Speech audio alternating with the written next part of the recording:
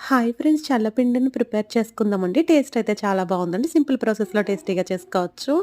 మన దగ్గర బియ్యపిండి రెడీగా ఉంటే ఎంతో టైం అయితే పట్టదండి.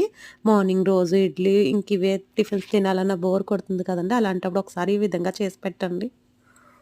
ముందుగా అయితే రైస్ నానబెట్టుకొని శుభ్రంగా కడిగేసుకునండి. నీరంతా వారితేరిన తర్వాత మిక్సీ పట్టుకొని బియ్యపిండి అయితే ప్రిపేర్ చేసుకోవాలండి. నేను మార్నింగ్ బియ్యపిండి అయితే పావుకుండలో ప్రిపేర్ చేసిందే పక్కన పెట్టేసుకున్నానండి.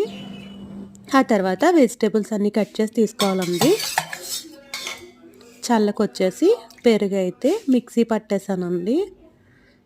బియ్యపు పిండి 1 కప్ తీసుకున్నానండి. అందుకు చల్లైతే 3 కప్పులు ప్రిపేర్ చేసుకున్నానండి. చల్ల రెడీ అయిపోయింది కదండీ! ఇప్పుడు అదే ఇంకొక బౌల్‌లోకి 1 కప్పు బియ్యపు పిండి తీసుకొని వాటర్ ఏసుకొని ఎక్కడ ఉండలు లేకుండా బాగా మిక్స్ చేసుకోవాలండి. చల్ల బియ్యపు పిండి రెడీ అయిపోయింది కదండీ! ఇంక రెసిపీ స్టార్ట్ చేసేసుకుందాము. ముందుగా స్టవ్ వెలిగించి బాండీ పెట్టుకొని ఆయిల్ వేసుకొని వేడెక్కిన తర్వాత పోపు దినుసులు అన్నీ వేసుకొని వేగిన తర్వాత క్యారెట్, ఆనియన్, పచ్చిమిర్చి వేసుకొని వేయించుకోవాలండి. మీరు వెజిటేబుల్స్ వద్దనుకుంటే స్కిప్ చేసేసుకోవచ్చండి. నేనైతే పిల్లలు పెద్దలు అందరూ ఇష్టంగా తింటారు కదా అని అన్నీ వేసానండి. బంగాళదుంప వేసుకుందాము. ఇవన్నీ బాగా వేగిపోవాలండి. కరివేపాకు, రుచికి సరిపడినంత ఉప్పు వేసాను. మీ దగ్గర కొత్తిమీర ఉంటే కొత్తిమీర కూడా వేసుకోండి. చూస్తున్నారు కదండి, అన్నీ అయితే వేగిపోయినాయి. ఇప్పుడు టమాటా వేసుకుందామండి. ఫ్లేవర్ బాగుంటుందని వేసాను.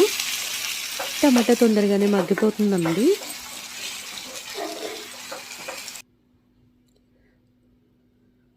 టమాటో వచ్చి మగ్గిపోయిందండి. ఇప్పుడు 3 కప్పులు చల్లని చెప్పాను కదండి, ఇప్పుడు ఈ చల్ల వేసేసుకుందాము. చల్ల వేసిన తర్వాత 2 నిమిషాల్లో బియ్యపిండి వేసేసుకుందామండి. వెంటనే మగ్గిపోతుంది.